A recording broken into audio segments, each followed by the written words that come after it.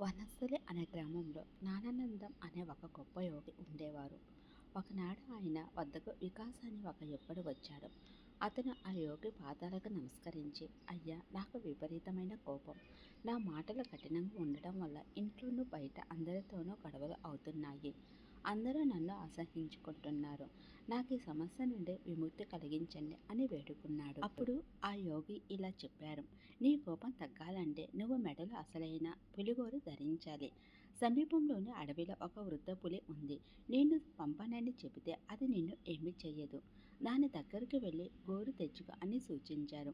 మరుసటి రోజు ఉదయమే వికాస అడవికి వెళ్ళి ఆ ముసలి పులిని కలిసి యోగి పేరు చెప్పాడు.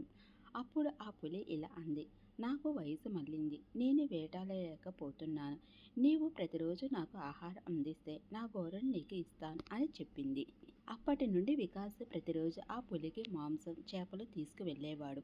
రోజంతా దాని వెంట ఉంటూ కళ్ళు కనపడక లేవలేని స్థితిలో ఉన్న ఆ మృగాన్ని చూసి అతనిలో జాలి కలిగింది. క్రమంగా దానిపై ప్రేమను పెంచుకొని దగ్గరికి తీసుకునేవాడు. ఒకనాడు ఆ పులి నా అంతఃక్యాలం సమీపించింది. నేను చనిపోయాక నా గొర్రెను తీసుకుని వెళ్ళు అని చెబుతూ ప్రాణాలను విడిచింది.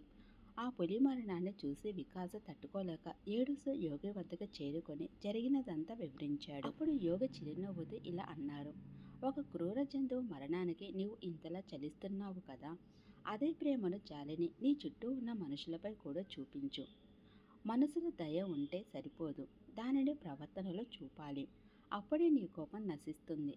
అందరూ నిన్ను ప్రేమిస్తారు అని బోధించారు. ఆ మాటలతో వికాస్ తన తప్పు తెలుసుకొని ఇతరుల పట్ల సానుభూతితో మెలుగుతూ అందరికీ ప్రియమైన వాడయ్యాడు. ఈ కథలో నీతి ఏమిటంటే, ప్రేమ మరియు సానుభూతి అనేవి కఠినమైన మనసులను కూడా మార్చగలవు. ఎదుటివారి పట్ల దయతో మెలిగితే కోపం దానంతట అదే తగ్గుతుంది.